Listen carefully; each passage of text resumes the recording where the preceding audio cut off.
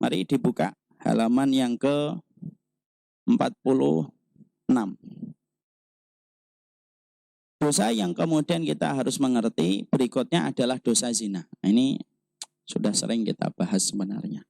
Tapi nggak apa-apa, kita ulang sebentar. Dosa zina ini merupakan salah satu dosa yang besar. Di mana dosa ini merupakan salah satu perkara yang mengundang hukuman hudud yang berat. Hudud itu hukuman.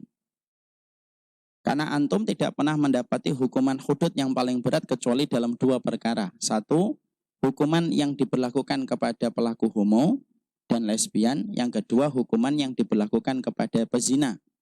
Terutama ketika dia sudah menikah atau pernah menikah. Maka hukuman hududnya itu berat untuk memberitahukan kepada kita dan untuk menyampaikan kepada kita. Jangan main-main kepada masalah zina. Karena sesungguhnya zina itu termasuk perkara yang sangat dibenci oleh Allah. Sampai Allah merumuskan hukuman kepada pelaku zina. Itu tidak pernah seberat sebagaimana Allah memberlakukan hukuman kepada hukuman-hukuman yang lainnya. Antum kalau ninggalkan puasa, berat, tapi tidak sampai antum dibunuh. Ya. Antum kalau mencampuri istrinya antum ketika di bulan Ramadan, istri yang sah, maka kemudian tidak sampai dibunuh. Antum disuruh puasa, yaitu adalah syahraini mutatabi'aini, 2 bulan berturut-turut, tapi tidak sampai dibunuh. Tapi kalau ada orang yang melakukan hubungan zina, hukuman hududnya itu lebih berat daripada semua hukuman hudud yang ada.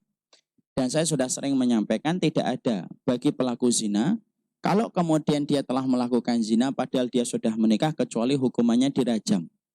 Dan bagaimana bentuk hukuman rajam itu? Hukuman rajam itu, seseorang itu ditaruh di dalam lubang, lalu ditimbun dengan tanah, lalu disisakan kepalanya, sampai kemudian kepala ini disiapkan batu. Syekh Utsaimin mengatakan dalam kitabnya Riyadhus Shalihin, batu yang dipersiapkan untuk merajam orang yang telah berzina, itu tidak boleh batu yang besar, yang sekali dijatuhkan ke kepala kemudian langsung pecah, tapi juga tidak boleh dengan kerikil yang lama sampai seminggu tidak mati-mati. Tapi kemudian batu-batu yang kira-kira segenggaman tangan, segini-segini akhi. Itu dipersiapkan. Lalu kemudian didekatkan kepada orang ketika akan dirajam dan kemudian dilemparkan. Kenapa kok batunya sedang, tidak batu yang paling gede? Karena sesungguhnya kalau batu yang paling gede, maka akibatnya orang yang dirajam langsung mati. Dan dia tidak merasakan keperihan sebagaimana yang diinginkan oleh syariat. Tetapi kalau dia dilempari batu segenggaman tangan segini, maka dilempari batu, bismillah, al-gujunya melemparkan batu, prek gitu, satu, maka tidak langsung mati. Kenapa? Supaya seluruh sendi syarafnya itu merasakan sakit dan perih ketika dilempari batu-batu itu, untuk mengganti seluruh kenikmatan yang dirasakan seluruh syarafnya ketika dia berzina. Karena seluruh orang yang berzina itu seluruh syarafnya dari rambut sampai ujung jempolnya itu merasakan kenikmatan. Dan hukumannya seberat itu. Bahkan maaf, hukuman hudud rajam itu lebih berat daripada hukuman hudud kisos. Dan sudah sering saya sampaikan.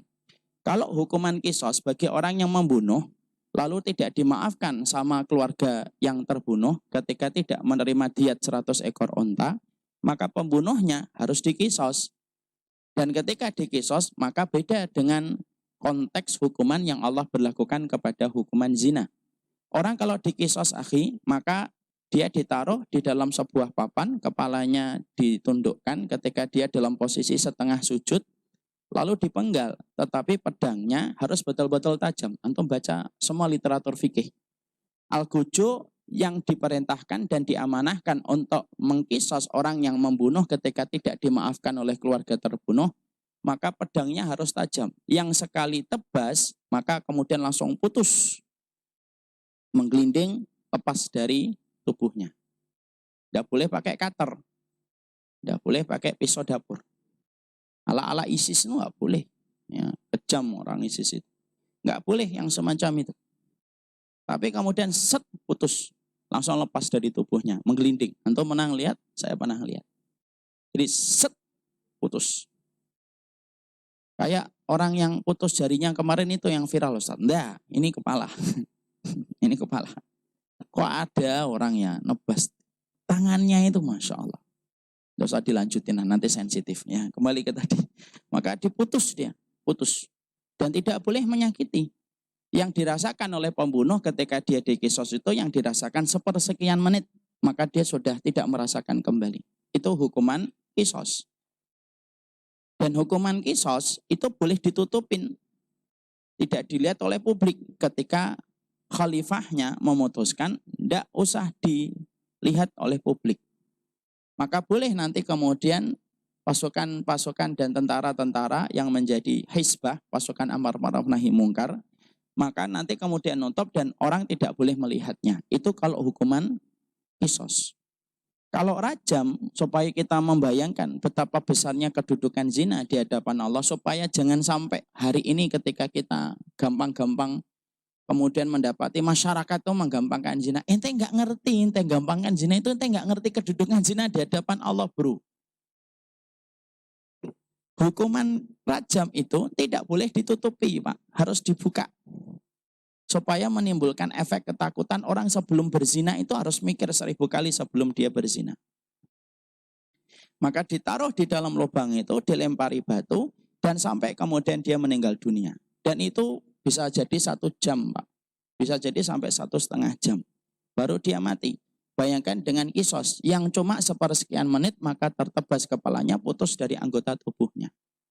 Kenapa Allah memberikan rumusan di dalam pelaksanaan hukuman rajam seberat ini? Dan itu kita baca dalam literatur fikih, memberikan sebuah efek. Karena manusia itu dididik oleh Allah dengan 2, reward and punishment. Kita dikasih penghargaan kalau kita taat, tapi juga diancam dengan ancaman berat kalau kemudian kita melakukan satu dosa yang dilarang oleh Allah. Dan untuk memberikan kepada kita sebuah efek, jangan pernah menggampangkan masalah zina, karena sesungguhnya zina tidak pernah menjadi ringan di hadapan Allah. Dan Bapak maaf ya, semua perkara musibah itu selalu ada kaitannya dengan zina. Terjadinya longsor itu kalau Bapak nanti membuka tafsir atau membuka hadis-hadis dalam kitab-kitab akhir zaman, Bapak pasti akan jumpai semua musibah-musibah alam, bergesernya tanah, berubahnya kemudian tanah, sampai terjadinya gempa, longsor. Itu semuanya disebutkan Nabi selalu ada kaitannya dengan perzinahan. Contoh, salah satu riwayat, ketika ada seseorang yang tanya kepada Aisyah, ya Aisyah tuh, wahai ibunda Aisyah, kenapa nanti di akhir zaman itu banyak sekali longsor dan banyak sekali musibah? Perhatikan jawaban ibunda Aisyah.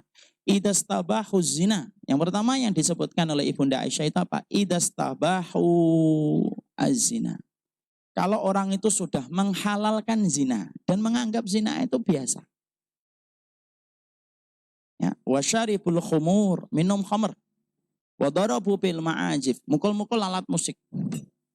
Gharallahu fi samaihi. Allah nanti cemburu di atas langit. Allah kemudian berkata kepada bumi, ya lil ard, bumi, bergeraklah kamu. Maka ketika bumi bergetar sampai terjadinya gempa, maka kemudian Allah berfirman, kalau kemudian manusia kembali, akhirnya mereka meninggalkan zina, meninggalkan khamr, meninggalkan alat musik, maka kemudian Allah berkata, sudah berhenti. Tapi kalau kemudian manusia tidak lekas berhenti dari apa yang sudah dikirimkan pada guncangan gempa yang pertama, Allah kemudian mengatakan ahlikuhum jami'an, hancurkan mereka semuanya.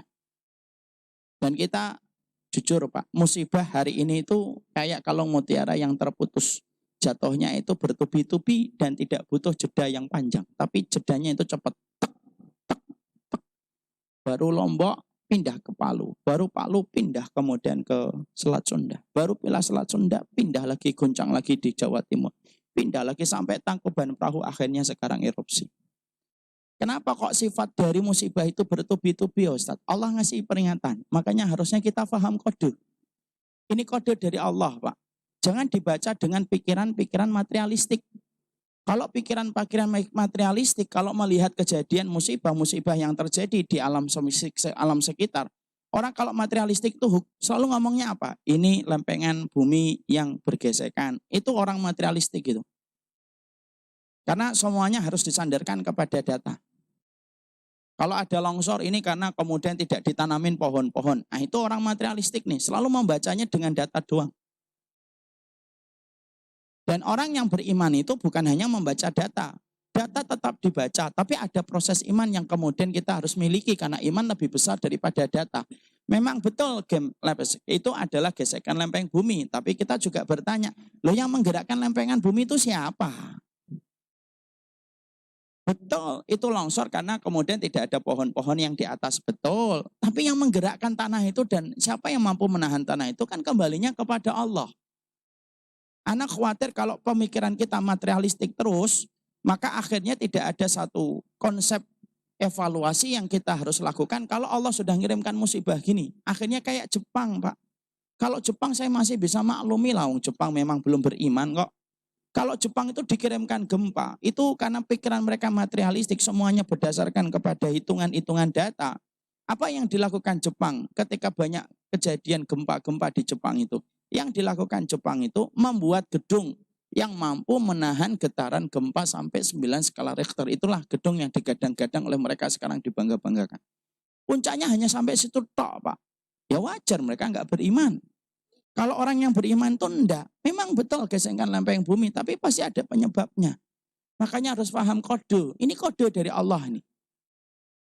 Suami kalau enggak paham kode dari istri, istrinya marah. Ya atau tidak, Pak? Ini yang senyum-senyum sering dimarahin istrinya ini. Istrinya ngomong, makan di rumah kok hambar ya, Bi? Itu kode. Antum suruh ngajak dia makan bebek itu loh, di luar. Itu kode itu. Antum malah enggak paham. Kenapa makanannya hambar? Enggak tahu makanannya hambar. Ya sudah kasih micin yang banyak. Istrinya itu stres itu. Suami macam apa ini enggak paham kode. Sama suami kalau ngasih kode, istri enggak paham itu kan suami sebel. Pulang-pulang pegang-pegang gini. Malah istrinya jawab, kenapa Bi? Enggak tahu nih, pusing. Ya udah tidur sana mandi tidur. Suaminya mendoakan semoga diampuni istri saya. Itu enggak paham kode. Orang yang beriman itu dikatakan dalam kata-kata hikmah bahasa Arab. Al-labib bil isyarati yafham. Orang pintar itu satu isyarat itu faham. Dan maaf ikhwan, kembali kepada zina. Ternyata semua rentetan musibah kalau antum baca dalam fitnah-fitnah akhir zaman. Karena akhir zaman itu bukan hanya iman yang sekarang susah dicari yang murni.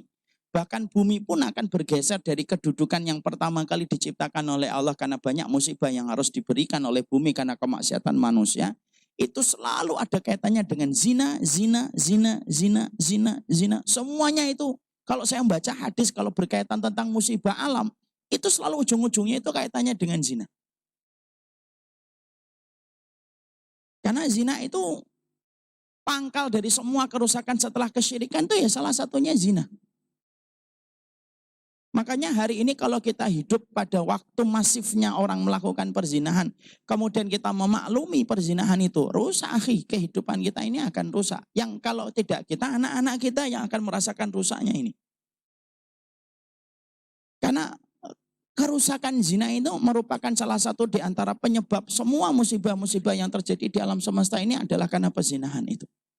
Makanya sering saya sampaikan berulang-ulang dalam banyak kesempatan. Dulu saya pernah sampaikan, tidak ada air yang paling najis kecuali airnya laki-laki yang tumpah sebelum terjadinya ijab qabul.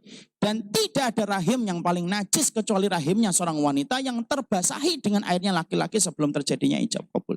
Itu paling dibenci oleh Allah sampai dihitung syaraf-syaraf antum yang merasakan kenikmatan kalau ada orang yang berzina. Tidak main-main itu. Di mana orang hari ini tuh memaklumi perzinahan. Ada orang berzina diterima. Seakan-akan hukum masalah perzinahannya itu tidak ada yang kemudian menjadikan dia aib. Tidak bisa itu akhi. Kehidupan semacam itu. Makanya sampai kemudian berulang-ulang saya sampaikan. Bukan hanya berzina loh. Menyebarkan perzinahan aja dapat dosa loh. Apalagi yang berzina. Makanya sampai kita mendapati satu riwayat dalam satu ulama itu. Man asya'al fahisyah fa'alaihin nikal. Orang kalau sampai nyebarkan zina itu dia juga harus dihukum. Kenapa orang yang nyebarkan zina itu sampai harus dihukum? Karena efek dari menyebarkan zina itu menyebabkan perzinahan lagi. Loh kalau orang yang nyebarkan kabar perzinahan saja itu kemudian harus dihukum di dalam syariat. Walaupun hukumannya tidak sampai dirajam. Tapi disitulah kita akhirnya mendapatkan alur berpikirnya syariat. Alur berpikirnya syariat itu apa? Loh kalau ente nyebarkan zina aja, ada orang zina ente sebar-sebarkan, fotonya ente share kemana-mana, ente itu harus dihukum walaupun apa yang ente sebarkan itu benar. Kenapa? Karena menyebabkan perzinahan. Loh apalagi yang berzina? Makanya sampai-sampai kemudian orang yang melakukan perzinahan, kalau sampai kemudian mereka bertaubat, jejak dari perbuatan zinanya kalau sampai mengandung wanita yang dia zinai itu, sampai-sampai kemudian tidak bisa dihapuskan walaupun yang orang tuanya yang berzina itu sudah bertaubat. Dan sudah sering saya sampaikan kan, kalau ada A zina sama B, kok sampai kemudian lahir C ketika sebelum pernikahan, ngandung ini B-nya itu ngandung C, apa yang terjadi? Maka C ini tidak bisa dinasabkan secara perwalian kepada A. Tidak bisa C binti A, itu tidak boleh. Kenapa? Karena terjadinya sebelum Allah ridho. Karena keridhaan Allah itu bersama dengan akad ijab kabul. Makanya disebut misakon ghalidho.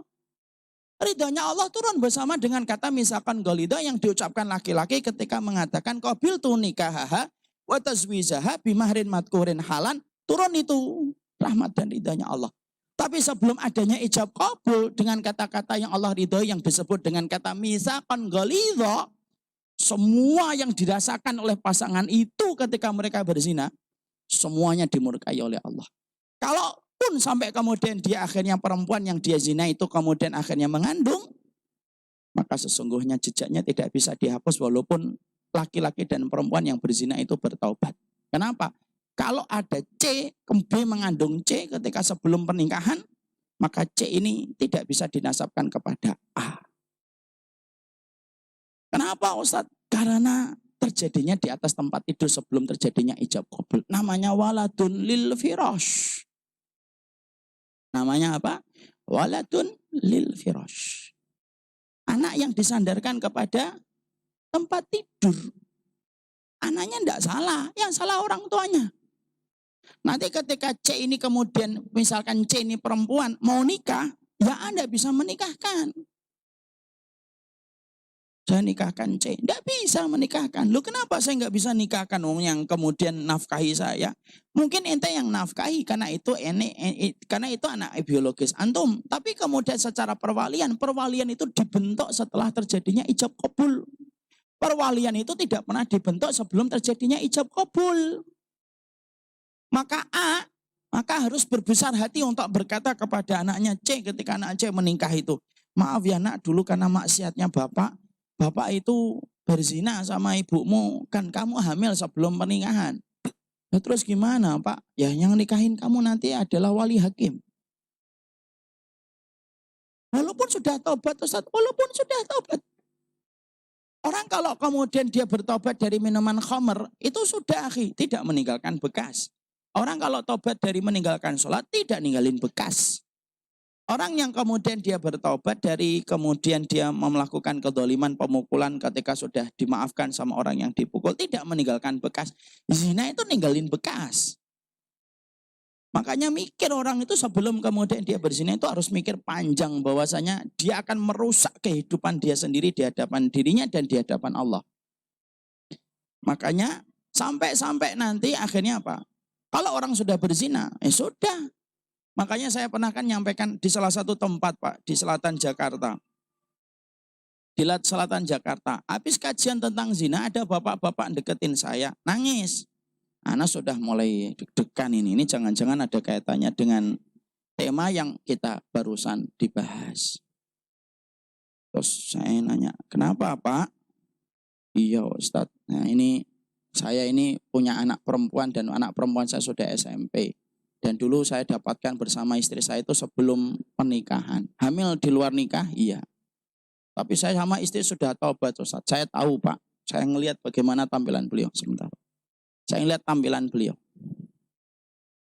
Saya bilang, beliau tanya, saya nanti kalau anak saya bentar lagi ya tamat SMA, kemudian nanti nikah, saya nggak boleh nikahin Ustaz. Nggak bisa Pak. Nangis lagi beliau.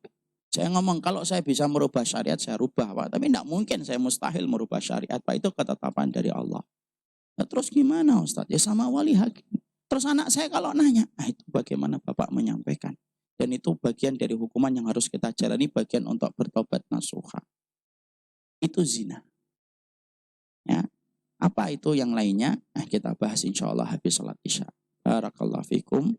Ini yang dapat kita sampaikan. Kita sholat isya terlebih dahulu.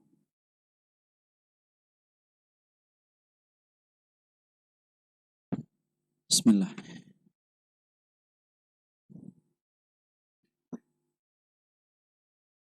Alhamdulillah wassalatu wassalamu ala Rasulillah wa ala alihi wa sahbihi wa man tabi'ahum bi ihsan ila yaumil qiyamah.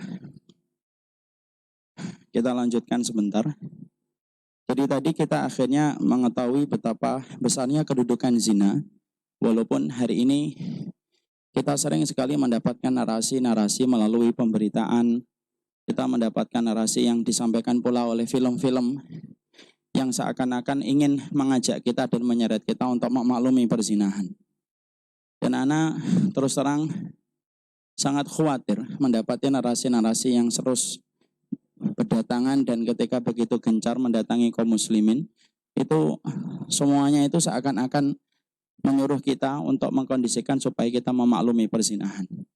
Padahal perzinahan itu adalah masalah besar. Dan tidak ada fitrah manusia yang meridhoi dan menyenangi ketika perzinahan itu menimpa kepada keluarganya. Makanya betul ketika kita mendapati perkataan para ulama terdahulu, az-zina dainun wa qada'uhu fi ahlihi. Makanya sampai ahli hikmah dulu, para ulama-ulama dulu sampai mengatakan walaupun ini bukan hadis Nabi, tapi patut untuk menjadi renungan. Ketika para ulama itu mengatakan az-zina dainun, zina itu utang. Wa qada'uhu fi ahlihi, dan kamu akan membayar cash dan kontan kalau kamu sudah menzinai orang, maka ada di antara anggota keluargamu nanti yang akan dizinai sama orang. Kalau orang yang berzina tidak bertaubat. Makanya saya sering sekali menyampaikan apa yang disampaikan oleh Imam Syafi'i. Imam Syafi'i itu salah satu ulama yang paling lembut yang saya lihat. Tapi kelembutan Imam Syafi'i itu hilang kalau sudah bicara tentang masalah perzinahan. Makanya sampai Imam Syafi'i salah satu sumber referensi dan idola banyak masyarakat di Indonesia itu sampai ketika kalau sudah mendengar tentang berita zina itu merah wajahnya. Sampai kemudian beliau berkata, zina itu laknatnya. Kalau orang yang berzina itu dia pulang ke rumah, lalu dia tidak langsung bertaubat atas perbuatan zina yang dia lakukan dan dia kerjakan. Kemudian dia masih senang, masih ketawa-ketawa, merasa bahwasanya itu perbuatan kasih sayang yang dilampiaskan kepada pasangannya gitu. Kemudian pulang gitu, gelindot gitu, tahu gelindot ya. Kemudian dia mendekat sama ayahnya, ibunya kemudian membuat masakan untuknya. Tanpa disadari, orang yang berzina kalau pulang ke rumahnya, kalau dia tidak bertobat dan menyesal perbuatan zina yang dia lakukan, sampai tikus di dalam rumah itu tikusnya aja dapat laknat, kata Imam Syafi'i. Saking besarnya Allah itu memberikan laknat kepada mereka yang berzina kalau tidak bertaubat. Makanya inilah yang menjadikan akhirnya kita pahamkan kenapa agama ini itu betul-betul menjadi agama yang sangat preventif. Dia betul-betul menyediakan payung sebelum hujan. Agama ini memudahkan kita dalam pernikahan. Sampai agama ini bukan hanya memudahkan kita dalam pernikahan, sampai menutup segala macam celah yang bisa menyebabkan orang itu sampai jatuh dalam perzinahan. Maaf ya ikhwan, sampai kenapa sih hikmahnya kita tidak boleh memberitakan perzinahan? Itu juga antum harus paham. Karena orang yang memberitakan perzinahan itu kenapa dia harus dihukum? Karena memberitakan perzinahan itu bisa memancing orang untuk melakukan zina. Makanya kalau antum melihat ada orang sedang melakukan perzinahan gitu ya, kemudian viral gitu, antum tidak usah ikut-ikutan nge-share pemberitaannya, cukup berhenti sama antum, tidak boleh di-share, apalagi diposting wajahnya, tidak boleh, apalagi disertai dengan meme-meme lucu-lucuan, tidak boleh masalah zina itu. Ditulisi maaf ya kemahalan, tidak boleh kayak gitu. Orang nanti ketika ngelihat mikir, wah cakep juga ya, kan gitu. Oh yang ini 2,5, yang ini 80, yang ini 70, tidak boleh akhi. Karena kemudian kata zina itu disebut dengan kata al-fahisyah, dengan bukan fahisyah. Fahisyah, al-fahisyah itu dia keji akhi. Saking kejinya zina, orang dengar zina itu sampai pengen berzina. Makanya kalau pemberitaan masif tentang zina itu di stop, bukan malah dibuat film. Cara untuk menghentikan laju anak muda sekarang supaya mereka tidak berzina itu enggak usah dibuat film yang mengarah kepada perzinahan kemudian disertai. Enggak gitu. Tanamkan aja bagaimana ketakutan mereka kepada api neraka dan fahamnya mereka tentang surga. Pendidikan Allah itu enggak mungkin salah. Pendidikan kita saja yang enggak jelas. Enggak barat, enggak timur. Enggak jelas identitasnya. Akhirnya apa? Kafir juga enggak, muslim juga enggak ketika pendidikan itu. Kan pendidikannya akhirnya enggak jelas gitu. Padahal kemudian sampai akhirnya kita mendapati itu sampai memberitakan aja enggak boleh dalam Islam itu. Antum tidak pernah dapati, ikhwan, ana sudah ngelihat itu. Semua perangkat syariat kalau sudah membicarakan tentang zina itu sampai unsur-unsur terjauh pun kemudian sudah dibahas. Unsur terjauhnya. Unsur terjauh dari zina itu apa? Ngelihat. Karena apa? Karena pandangan itu selalu dari mata. Turun ke hati kan gitu. Orang kalau zina itu kan pasti dari mata dulu. Mata turun ke empedu, ke hati. Nah itu. Nah, sampai cara kita kemudian melihat pun diatur. Sampai mendengar suara pun diatur. Makanya sampai di dalam Islam tuh wanita kalau nerima telepon dari seorang laki-laki yang bukan mahramnya itu tidak boleh lembut-lembut dalam Islam sebagaimana dalam surat An-Nur. Kan tidak boleh dia lembut-lembut itu. Makanya nanti kalau kita punya anak perempuan terus kemudian ditelepon laki-laki gitu. Ajarin Pak ngomong yang tegas itu apa. Ya, Waalaikumsalam. Gitu. Supaya yang nelpon mikir-mikir dan kemudian ini. Karena apa? Karena ditutup semua celah itu. Kan sudah saya sampaikan. Sampai cara jalan kita. Kenapa dalam Islam itu kalau perempuan disuruh di belakang atau di depan? Di belakang, laki-laki di mana? Di depan. Kenapa kok sampai diatur cara jalannya laki-laki dan perempuan? Karena sesungguhnya kalau ada laki-laki, dia jalannya di belakang perempuan, bukan hanya merusak muruah dan kehormatan dia, tapi akhirnya sesuatu pandangan yang dia lihat di belakang wanita itu bisa akhirnya menimbulkan minimal zina pikiran dia sampai kemudian akhirnya bisa menyebabkan zina perbuatan. Sampai sedetail itu syariat itu menjaga supaya tidak terjadinya perzinahan. Kenapa kok syariat sampai menjaga itu? Satu, karena syariat zina itu betul-betul Allah benci. Dua, karena kalau ada wanita yang kita cintai anggota keluarga kita Pak dizinai, itu berarti sutrahnya Bapak dengan neraka itu rusak Pak, sobek. Karena apa? Karena Rasulullah mengatakan kalau ente punya anak 2, ente punya anak 3, perempuan, kamu jaga sampai solihah dia menikah. Itu sutrahnya kita dari api neraka. Lah sutrah itu dirusak Pak. Coba laki-laki mana yang rela ketika dia mendapati sutrah yang menahan dia dari api neraka. Ini kayak sutrah ini sutrah namanya. Kemudian sutrahnya dirobek Pak. Marah atau enggak marah kita? Marah lah. Tapi anehnya hari ini kadang-kadang banyak orang tua itu kembangnya yang 200.000 kalau dirusak orang marah-marah, tapi perempuan yang dia cintai yaitu anaknya itu ketika diajak sampai di zina itu kadang-kadang malah tidak marah. Padahal itu sutrahnya kita Pak. Orang mukmin itu, maaf ya, kalau misalkan diboleh membunuh orang yang menzinai putrinya, pasti orang mukmin itu yang pertama kali membunuh orang-orang yang berani menzinai anak mereka. Kenapa? Anak putri kita itu paling mahal Pak. Ini bapak-bapak dan calon bapak-bapak ini kalau punya anak perempuan itu, nanti mikir sebelum berzina itu, nanti ente juga punya anak perempuan. Anak perempuan antum itu mahal harganya. Kenapa? Karena anak perempuan kita kalau sampai kita bawa dia sampai nikah Pak. Bapak dijaga oleh Allah dari api neraka gara-gara kepengorbanan bapak ketika menjaga seorang anak putri. Suci dia sampai menikah, setelah nikah bapak serahkan sama laki-laki yang menghalalkan dia. Dan kita rela untuk kemudian dicabut haknya kita diambil sama suaminya. Tapi syaratnya harus suci sampai nikah. Harus terjaga sampai nikah Pak. Coba bayangkan kalau agama ini tidak ngatur bagaimana perzinahan itu supaya kemudian diredam itu. Berapa banyak laki-laki soleh itu akan hancur berantakan hatinya Pak. Kalau kemudian mendapati putri yang dia kemudian rawat dari kecil, dia mandikan. Kemudian ketika buang dan kotoran dibersihkan, dibelikan susu ketika tunjuk. Tapi ketika mekar dipetik secara dengan cara yang dimurkai oleh Allah. Loh apa enggak remuk hati kita sebagai orang yang beriman Pak? Loh kayak gitu itu yang disampaikan oleh film-film barat itu.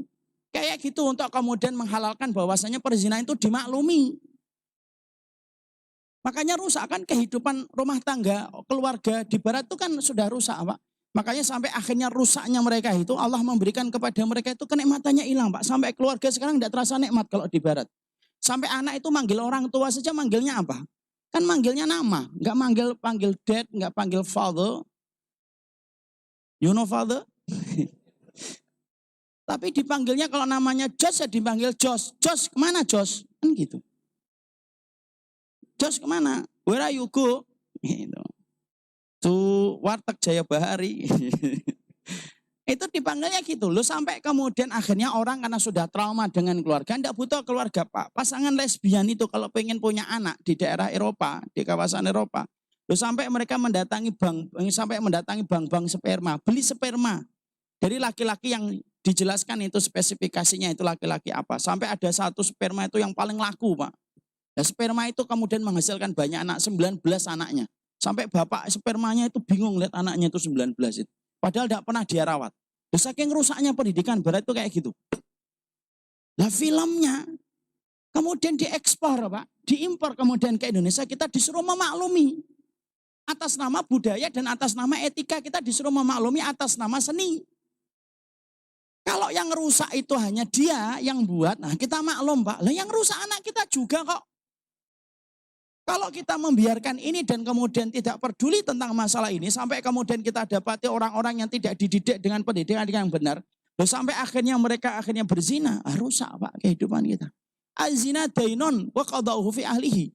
Zina itu utang akhi. Kalau kamu tidak kemudian bertobat itu, maka kemudian kamu akan membayarkan itu lewat anak keturunanmu kalau kamu tidak bertobat. Saking besarnya masalah perzinahan. Makanya setelah kita memahami itu, lah kalau saya sudah pengen taubat gimana Ustadz? Perlu saya dirajam? Ya kalau belum ada khilafah Islamiyah tidak bisa untuk kemudian dirajam. Jangan ngerajam sendiri. Emang sambel, nggak bisa lah. Nanti tolong dirajam ya Ustadz. Kapan Pak? Habis subuh. Ya insya Allah Pak, insya Allah. Nggak bisa lah, harus nunggu khilafah lah. Nah, kemudian hukum sudah diberlakukan, syariat itu diberlakukan baru hukuman rajam. Nah terus saya kalau pernah berzina, ya sudah taubatan nasuha. Bisa nggak taubatan nasuha itu kemudian menghapuskan? Tidak ada taubat yang tidak dihapuskan oleh Allah kalau kita bertobat nasuha. Sampai syirik aja dihapuskan. Kecuali syirik yang dibawa mati tidak pernah dihapuskan oleh Allah. Ada nggak pelaku zina yang masuk surga Ustaz? Ada. Siapa itu? Ma'is bin Malik. Sudah saya sampaikan kan. Ada seorang sahabat yang juga pernah melakukan zina. Namanya Ma'is bin Malik. Tapi ketakutan dia kepada Allah itu menjadikan dia itu mendatangi Rasulullah. Lalu mengatakan, ya Rasulullah tohirni, ya Nabi tolong sucikan saya. Uktulni bil hijarah. Bunuhlah saya dengan batu ya Rasulullah. Rasulullah mengatakan, wai haka, amboy, apa yang kamu katakan? Pulang di rumah aja istighfarnya. Nabi sudah memberikan space, waktu, tempat, sudah di rumah aja. Sebagian ulama mengatakan sebenarnya Nabi tahu ini zina. Tapi Nabi memberikan tempat, sudah tobatnya di rumah saja. Baru beberapa langkah datang lagi kepada Nabi. Ya Rasulullah tahirni uktulni bil hijarah. Bima makna. Ya Rasulullah tolong sucikan saya. Rasulullah mengulang kembali. Wai haka amboy apa yang kamu katakan? Udah tobat aja di rumah. Tobat di rumah aja. Bolak-balik Pak. Sampai 4 kali Pak. Sampai keempat kalinya baru Nabi nanya. Fima utohiruka. Lu dosamu apa sih kok sampai kamu minta supaya disucikan? Lu dosamu itu ngapain? Minaz zina ya Rasulullah. Dari zina ya Nabi. Masya Allah. Nabi lalu kemudian berkata, minaz zina. Lalu Nabi langsung tidak percaya Pak. Nabi memberikan udur dulu. Masya Allah ya. Nabi sebelum memvonis itu semangatnya ngasih udur. Bukan langsung kemudian divonis. Bukan dikatakan, tumpahkan darahnya. Ngawur aja. Emang darahnya miliknya Pak Demo apa? Tumpahkan darahnya. Tidak ada Ahlussunnah itu kemudian kecuali mengenal darah itu paling mahal. Kalau ada orang ngaku Ahlussunnah tetapi menganggap murah darahnya kaum muslimin, itu berarti bukan Ahlussunnah itu. Kok tiba-tiba ke situ ya? Oh ya tadi gemes saya lihat orang-orang yang gampang mengkafirkan, gampang menyesatkan itu. Tadi lewat mana ya tadi ya? Menumpahkan darah. Yang mana tadi? Tahirni. Lalu kemudian Rasulullah itu ngasih udur. Udahlah pulang. Nabi sebelum memvonis itu ngasih udur. Karena memang kewajiban kita sebelum memvonis itu dalam Ahlussunnah itu ngasih udur dulu. Jangan main vonis serampangan. Nabi saja ketika memvonis itu ngasih udur dulu, tanya dulu. Apa pertanyaan Nabi sebelum menjatuhkan vonis kepada Ma'is bin Ma'is? Rasulullah ngasih udur yang pertama. Ya. Azanaita, Rasulullah mengatakan, asyaribal khamr, apakah ini mabuk, ini jangan-jangan mabuk. Itu udur yang dikasih Nabi. Nabi jangan-jangan dia membuat pengakuannya mabuk. Lalu kemudian para sahabat ada yang berdiri, faqama rajulun minas sahabah. Ada laki-laki yang berdiri, fastangkahu walam yajid minhu riha khamrin. Ada laki-laki yang berdiri, istingkah. Tahu istingkah? Istingkah itu, nah itu istingkah. Nyum-nyum. Tidak ada bau khamar ya Rasulullah. Berarti tidak mabuk. Rasulullah kemudian ngasih undur lagi sebelum vonis. Nabi itu kalau belum vonis itu ngasih undur dulu. Ahwa majnunun, jangan-jangan dia gila.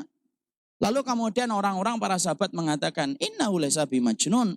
Ma'is bin Malik itu tidak gila ya Rasulullah. Kemudian Rasulullah nanya sama Ma'is bin Malik, tabayun dulu. Azanaita anta? Jangan kamu yakin kamu berzina? Ya. Sebagaimana timba masuk dalam sumur. Jangan-jangan cuma kemudian belum sampai masuk. Yakin enggak? Betul ya Rasulullah. Sebagaimana kemudian celak masuk dalam tempatnya, iya ya Rasulullah. Baru kemudian Rasulullah fa'umira birajmihi. Nabi nyuruh untuk kemudian dirajam. Kemudian akhirnya dibulubakan lubang, dirajam, dan kemudian ringkasnya dia meninggal dunia. Loh, sampai para sahabat itu mendapati. Maka Abu Hurairah yang meriwayatkan hadis ini dari riwayat Muslim sampai mengatakan, fannasu ala firqataini. Nah, sesungguhnya manusia setelah meninggalnya Ma'is bin Malik itu terpecah menjadi dua bagian.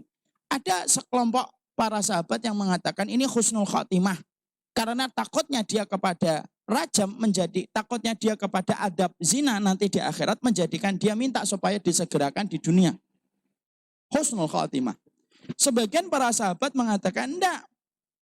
Ini su'ul khatimah. Zina belum sempat mengganti dengan kebaikan. Fala bisa dalika yaumaini aw thalathata ayyam. Pertengkaran para sahabat, perbedaan para sahabat menyikapi tentang kematiannya Ma'is itu bertahan 2 sampai 3 hari. Agak lupa itu Abu Hurairah, 2 atau 3 hari saya lupa. Nabi mendiamkan. Kenapa Nabi mendiamkan? Karena belum turun kabar tentang matinya Ma'is bin Malik di sisi Allah. Sampai akhirnya turun wahyu memberitahukan tentang kabar kematiannya Ma'is bin Malik. Barulah Rasulullah itu mengatakan kepada Ma'is, kepada para sahabat yang masih bertengkar itu, sudah. Istaghfiru li akhikum Ma'is, sudahlah. Sekarang kalian itu mintakan ampunan untuk saudara kalian Ma'is bin Malik karena tobatnya telah diterima oleh Allah.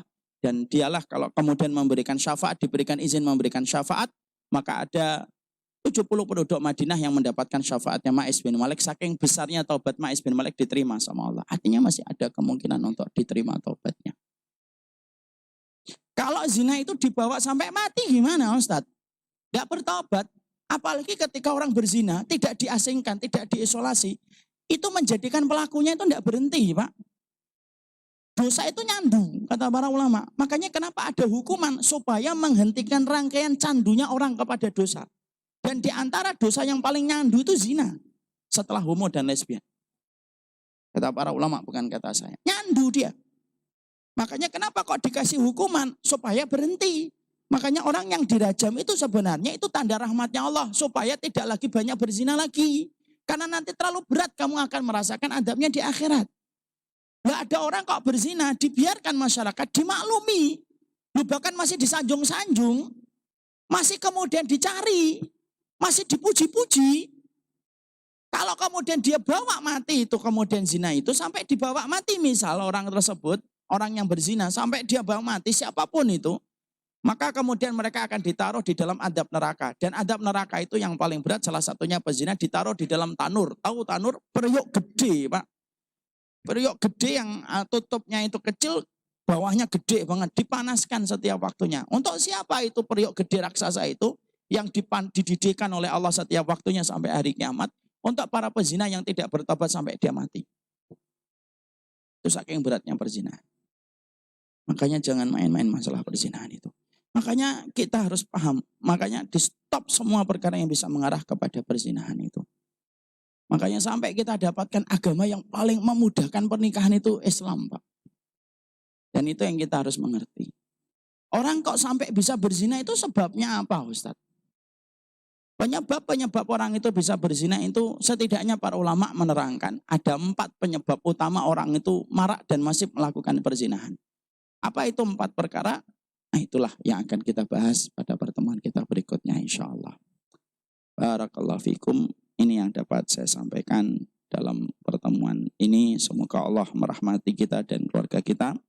Semoga anak-anak yang kita miliki adalah anak-anak yang insya Allah dirahmati oleh Allah, dijaga oleh Allah dalam setiap kebaikan-kebaikan kita insya Allah. Semoga Allah memberikan kebaikan, semoga Allah memberikan keberkahan.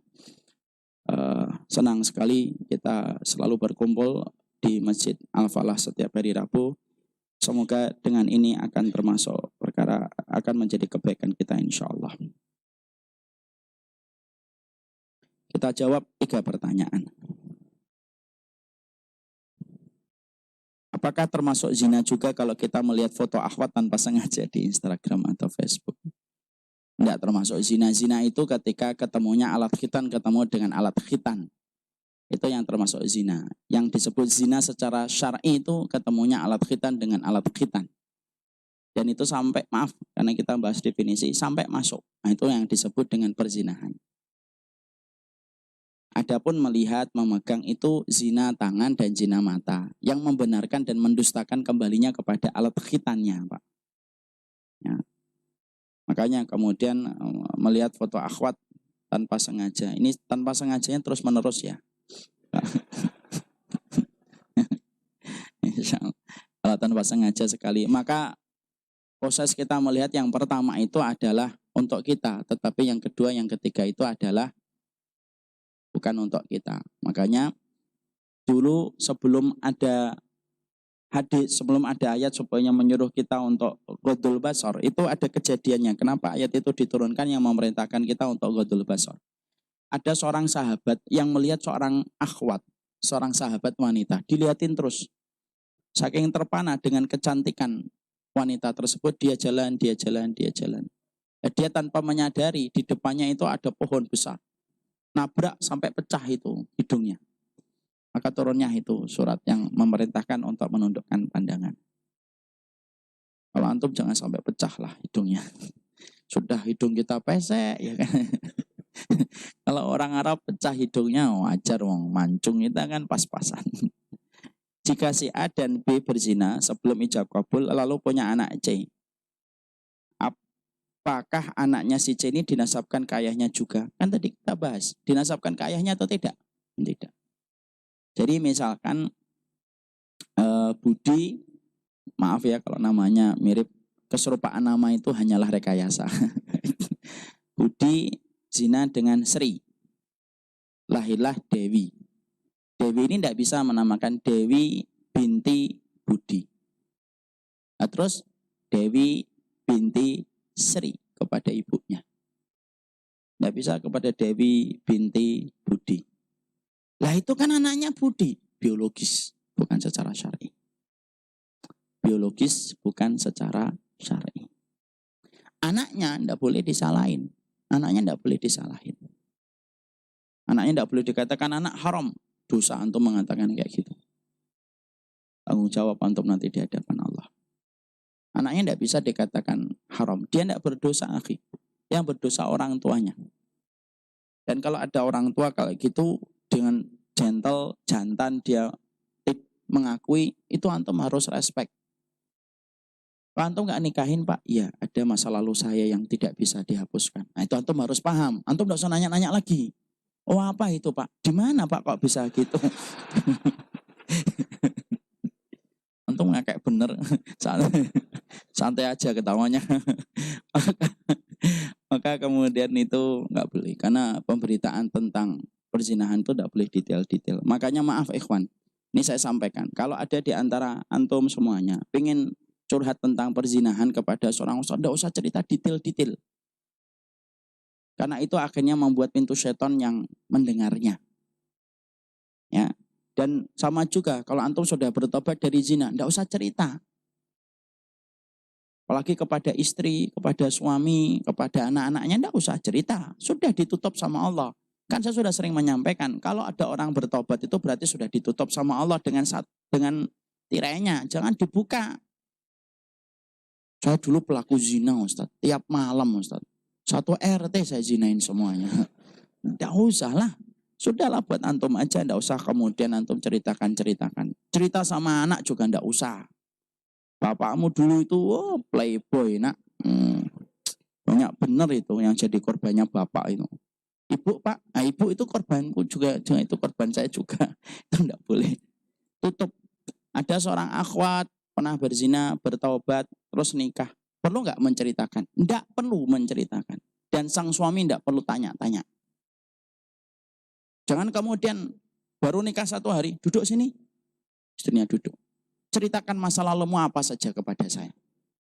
Dan kamu harus tahu ya, saya pintu surgamu. Iya, pintu surga sombong tuh kayak gini nih. Nggak usah lah kayak gitu. Nanti malah kemudian diceritain malah sedih. Saya pernah dekat sama siapa ini. Oh gitu ya? Iya. Sama kakakmu juga pernah. Waduh gitu. Ayo enggak usah lah. Enggak usah cari, enggak usah tanya-tanya yang sesuatu yang tidak akan kemudian akan memberatkan kita. Enggak usah nanya. Kalau kita dapati dohirnya sudah solihah, sudah. Enggak usah tanya-tanya. Istri juga gitu.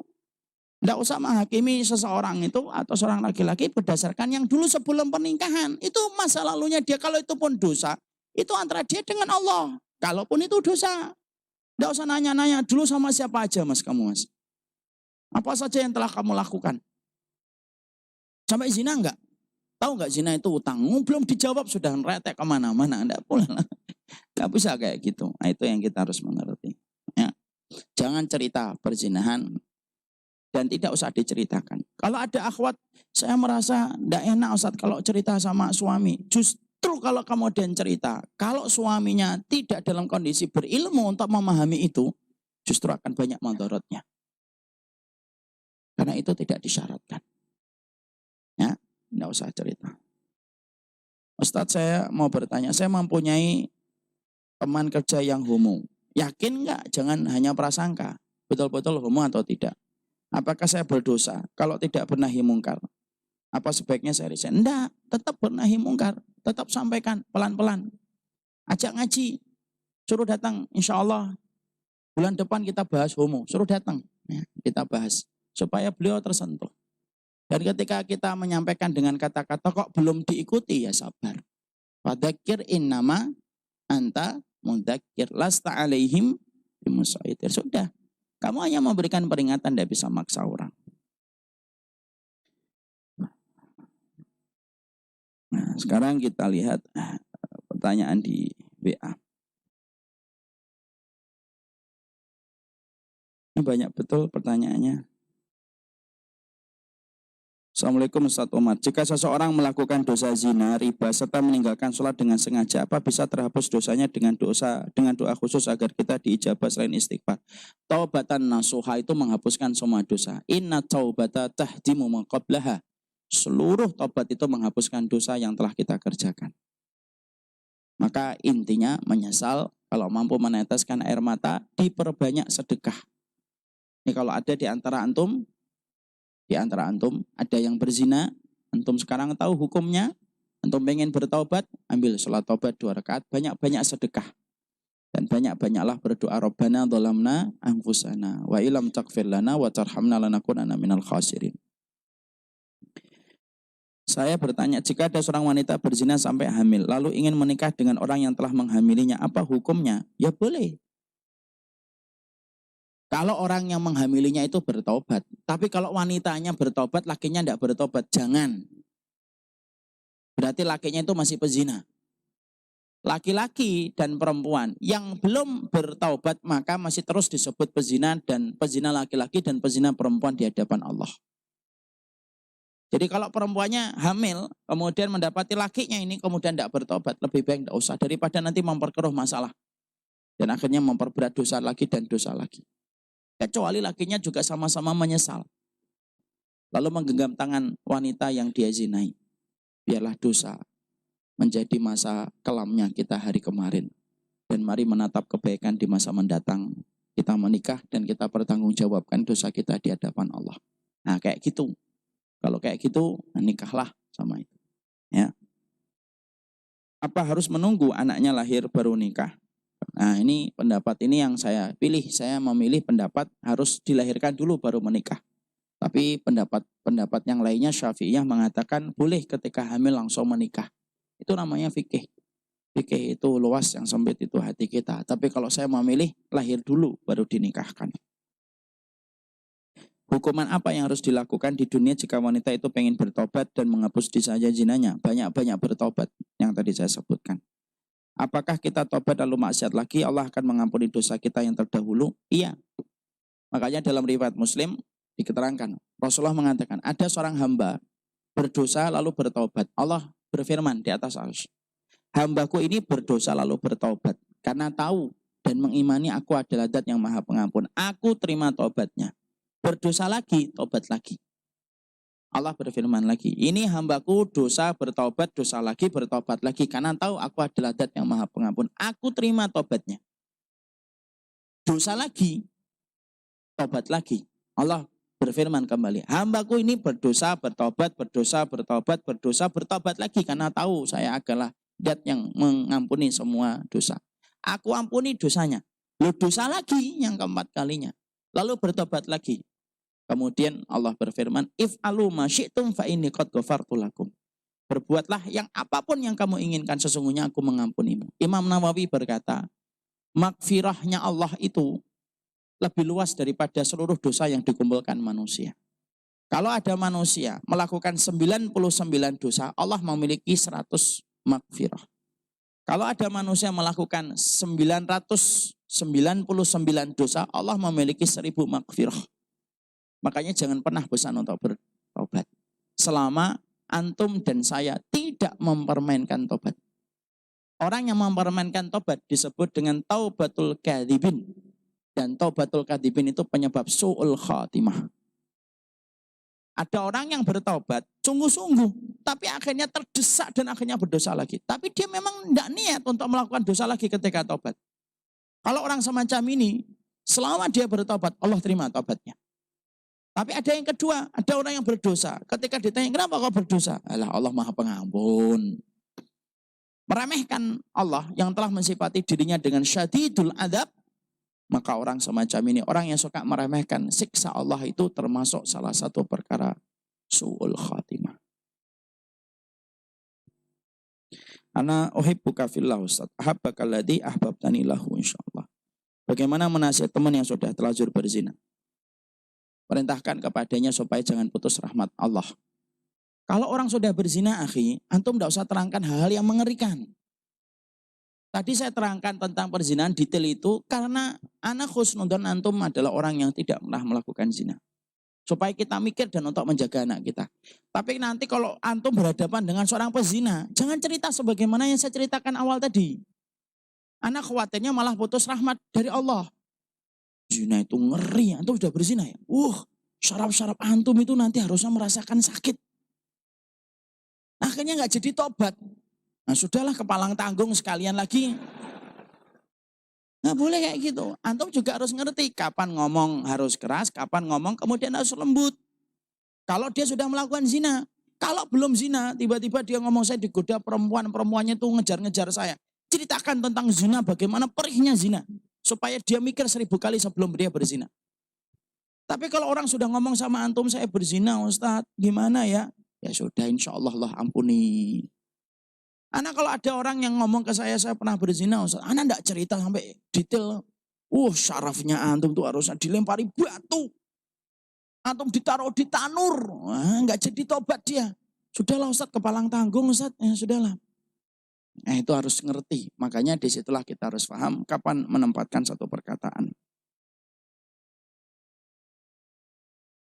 Semoga selalu menjaga kesehatan.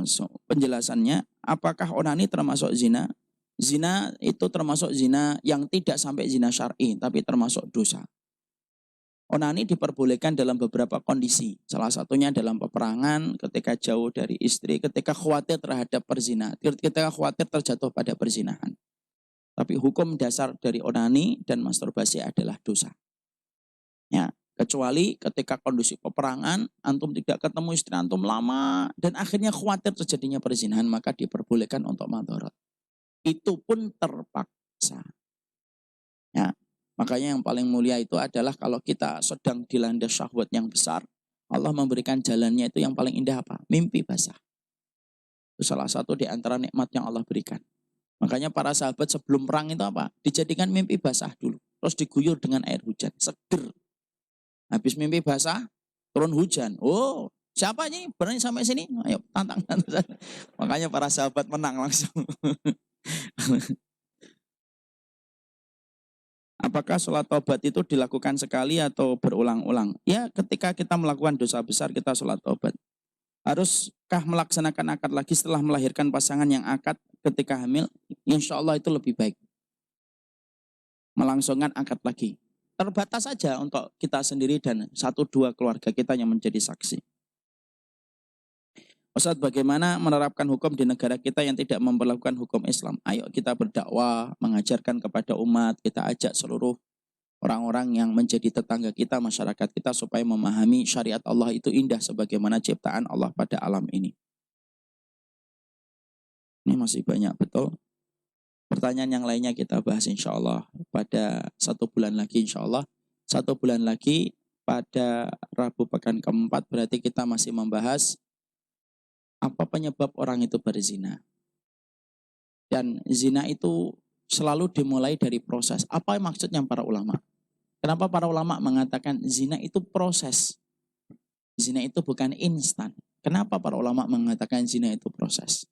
Nah itu yang akan kita bahas insya Allah dalam pertemuan kita berikutnya insya Allah. Senang sekali berjumpa dengan antum. Dan saya menyampaikan yang belum punya buku, cepatlah bertobat akhi ya. Jadi ini bukunya, insya Allah miliki bukunya. Saya dulu pernah mau infak buku di sini ya. Iya, berapa saya mau infak?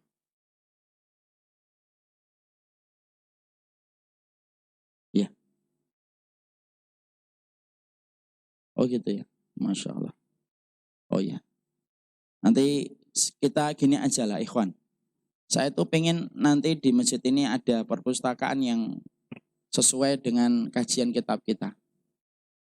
Karena kajian kita kan 175 jalan ke surga, dosa-dosa yang dianggap biasa. Anak ngajak antum ayo kita infak buku ini. Nanti infaknya ditaruh di sini atau di bawah, nanti tergantung panitia masjid naruhnya di mana. Kita beli lemari patungan juga enggak apa-apa, tidak ada masalah. Kita tempatkan di mana, nanti kalau mau kajian diambil. Nanti setelah kajian diletakkan kembali. Ini menjadi wakaf jariah terus untuk menjadi pegangan orang-orang yang nuntut ilmu di sini. Saya mulai dari saya infak. Nanti ingetin ya, saya orangnya pelupa. Saya infak 10 buku ini. Antum ikutin saya insya Allah. Allahu Akbar. Allahu Akbar. Kaget saya. Biasanya tuh takbir tuh sama orang kafir. Masya Allah. Semoga Allah mengampuni Pak Haiban. Kita mulai saya infak 10. Nanti kita teruskan. Tolong nanti sama Akhi Iwan. Ini Akhi Iwan, tolong ini. Nanti Pak, setiap hurufnya yang dibaca akan mendatangkan pahala dan mengalir pahala untuk kita. Yang juga ibu-ibu nih, ibu-ibu kan paling senang bersedekah. Ayo Bu, sedekah ini. Nanti kita ini kalau tidak salah ini harganya 25 atau 30. Berapa harganya? Kita jual 40 atau 50 karena sisanya untungnya untuk masjid. Kita beli, kemudian kita taruh di sini. Nanti setiap nanti ngaji ngambil, semuanya ngambil, pegang buku semuanya. Nanti selesai jangan dibawa pulang. Tempatkan di sini. Nanti tiap kajian pulang di rumah ada 6. Banyak benar dan ya janganlah, tempatkan di sini aja ya. Nanti insya Allah walaupun antum tidak datang ke kajian, tapi kalau buku antum ada di sini mengalir pahala. Tapi jangan menjadi alasan enggak ngaji. Enggak ngaji, Bi. Enggak lah. Buku saya sudah ngaji. Ya jangan gitu. Sepakat kita mau infak buku? Ya, tolong ayo infak buku. Enggak apa-apa antum cuma 1 saat infak. Enggak apa-apa, bisa jadi 1 itulah yang memadamkan api neraka. Karena apa? Ini buku insya Allah sampai 3 tahun, 5 tahun, 10 tahun itu masih terjaga di sini insya Allah. Apalagi antum tahu kan Masjid Al-Falah salah satu masjid yang makmur banyak kemudian jamaahnya. Jadi setiap nanti dibaca akan mengalir pahala. Antum enggak ingin dapat pahala besar itu setiap buku ini nanti dibaca. Ini jamaahnya mungkin sekitar 600, 700-an sama yang di bawah. 1000 mungkin. Nah, nanti kita sediakan 1000 buku. Tapi tolong ya nanti kalau sudah menjadi wakaf, nanti jangan dirusak. Ya, jangan kemudian setiap habis kajian nomor sini sobek nomor itunya itu. Nanti kita jagain gitu insya Allah. Kita berkomitmen ya bareng-bareng ya. kita infak, nanti kalau malu ngomong ke saya, ngomong sama Akhi Iwan. Ya, ngomong berapa sih yang dibutuhkan? 1.000. Ya sudah saya 3.000, Masya Allah. Songong itu. Maka kemudian semoga nanti tercover. Ya, moga-moga semuanya insya Allah nanti saling bersinergi. Bulan depan insya Allah semua pegang buku. Ya, sepakat ya. Ini yang dapat saya sampaikan. Yang jawab cuma Pak Heban doang. Semoga Allah memberkahi beliau dan keluarga beliau, seluruh pengurus yang telah bersusah payah memakmurkan masjid ini. Semoga kita selalu bertemu dalam kebaikan setiap hari Rabu kita. Moga-moga ada banyak kegiatan-kegiatan yang nanti bisa disajikan oleh masjid dan bersama dengan kajian kita insya Allah Rabu malam. Semoga Allah memberkahi. Mari kita bertemu dengan keluarga-keluarga kita yang telah menunggu kita untuk kita laksanakan sunnah kita, untuk banyak bercerita sama keluarga kalau kita habis Isya. Alhamdulillah kalau saya hari ini tidak cepat pulang dan tidak buru-buru pulang karena keluarga saya ikut saya hari ini. Jadi saya nyantai sekarang. Maka semoga Allah memberkahi keluarga antum. Subhanakallahumma wa bihamdika asyhadu an la ilaha illa anta astaghfiruka wa atubu ilaika. Assalamualaikum warahmatullahi wabarakatuh.